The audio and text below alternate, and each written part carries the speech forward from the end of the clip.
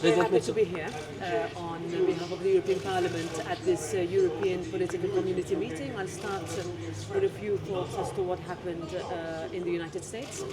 We welcome the fact that Americans have voted, have chosen, and we congratulate Donald Trump on having won the election. I'd like to also focus, however, on us as Europe. I think we should move away from Europe elects and we react, but rather what are we going to do? When we say that we stand on our own 2 feet, what does that mean? When we work together, what does that mean? When we discuss strategic autonomy, that means we together, and this is a perfect moment together with our neighbourhood besides the European Union member states, to discuss a common approach on security, on defence, on Ukraine, on how we react to elections that took place in Moldova, in Georgia, as we go forward, on migration.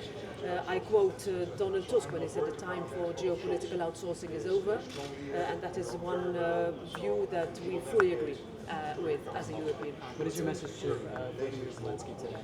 If he is concerned about the support of the United States going forward, can Europe stand up? Well, first of all, I understand that President Zelensky and President-elect Trump have talked. They talked in September and they talked yesterday.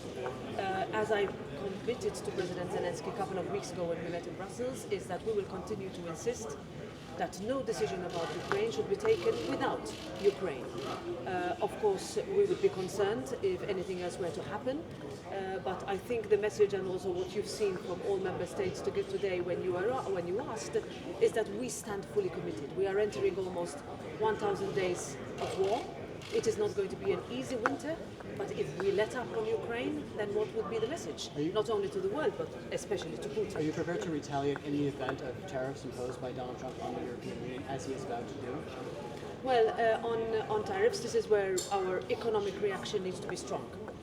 We can no longer find ourselves in a situation where we are surprised when economic measures could be or are taken, especially when we see also what China has done in the past years. But if we see what President-elect has said during the campaign, if we see what the current administration has done, I think it's time for us, whether we talk about reaction to inflation reduction measures, whether we talk about climate measures, whether we talk about security cooperation, I think we need to be prepared.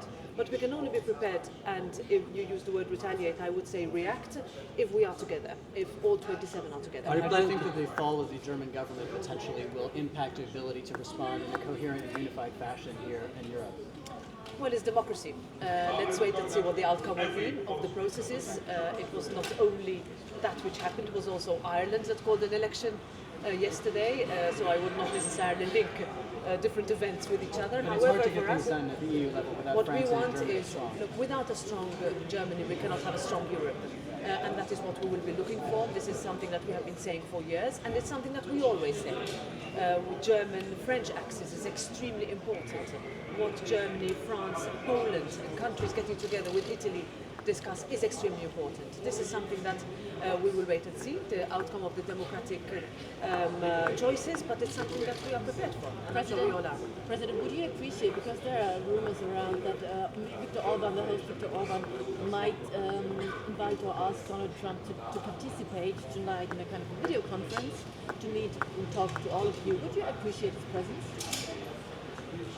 Well, we will have to see whether there is a truth to what is being said. I understand that this decision has been to talk to people who have been invited already. It is not a decision for me to take, but it is also something that we need to prepare to talk to everyone. And let's hope for a very good summit today. Are you planning to go to COP29, climate change conference in Bali?